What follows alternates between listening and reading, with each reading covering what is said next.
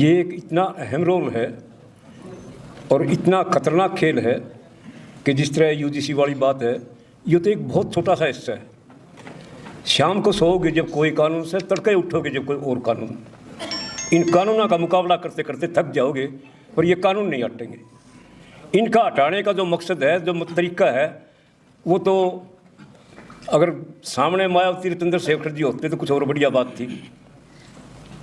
अब हरियाणा का थोड़ा सा हिस्सा ले लो, थोड़ी सी बात ले लो कि पिछले 2024 के चुनाव में अपने चौटाला एंड कंपनी चंद्रशेखर जी ने तो कराया दुष्यंत के साथ 90 सीटा पे, और मायावती ने कर लिया 90 की 90 सीटा के ऊपर अभय के साथ।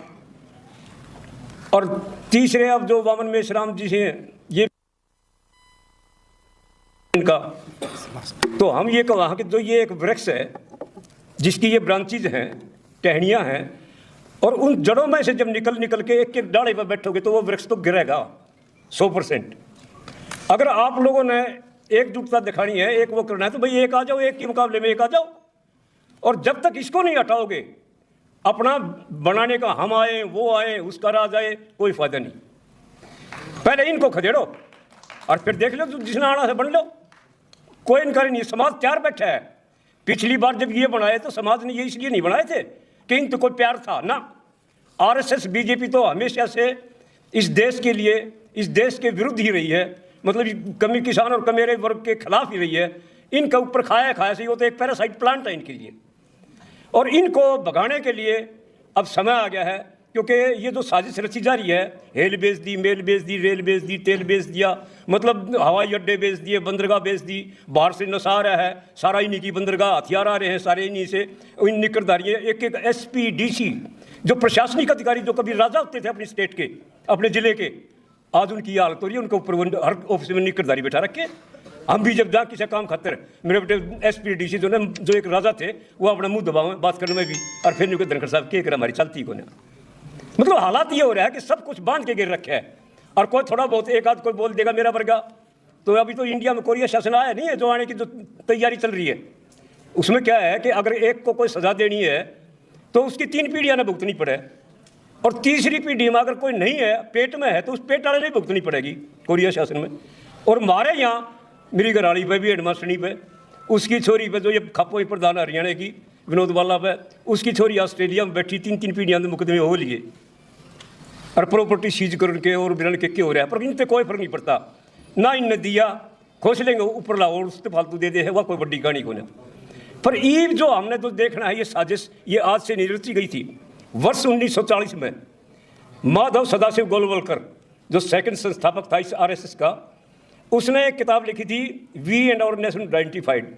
और उस किताब में स्पष्ट लिखा था उन्होंने कि अगर भूल से सत्ता हाथ लग जाए, जिस तरह ये 2014 में लगी, अगर भूल से सत्ता हाथ लग जाए तो उस देश की सरकारी संपत्ति, जल, जंगल और जमीन अपने 2-3 धनाढ्य विश्वसनीय साथियों को सौंप दे, और 95% देश में भूखमरी पैदा कर दें, ताकि 7 जन्म तक भी आपकी सरकार ना जाए। और ये एक तरफ नहीं कहेगा हम तो जो नहीं गैस और सिलेंडर इनकी कोई कमी को ना, और हालत यह हो रहा है नाज की भी, उन पर भी, जित के भी हम गुजरा से लाइन लाग रही से। इनसे झूठा, इनसे फ्रॉड, इनसे जुमलेबाज, जब इनकी सरकार जो 11, 12, 13 में जो झूठ बोल ली और महाराज जैसे कि हाँ बिल्कुल ठीक कह रहे हैं, तो उसमें बोला 2-2 करोड़ नौकरी देंगे। भाई 2-2 करोड़ नौकरी देने की कह दी, और ईव जब बुझे हैं तो जुमले थे। 15-15 लाख थारे खाते मांगोगे, वो ईव जुमले हो गए। और 2-2 करोड़ नौकरी मान लिया भारतवर्ष में, ये देवी देवताएं 33 करोड़ बताए, और बेरोजगार बालक से 24 करोड़ रहे। एक देवता एक ने तो नौकरी देश का है, झाड़ू की दे दे, पोछे की दे दे, क्या की दे दे। हमने मोदी तो मांगने की जरूरत को ना, इन देवता ही ले लो ने। एक बालक ने तो लाइस का है एक देवता, पर ना पाखंड घुमा के, और इनने तो नौकरी तो खोस ली। नौकरी तो कोई युवा बालक नहीं सोचता कोई कितने मिल जाएगी, सवाल ही पैदा तो भूल जाओ।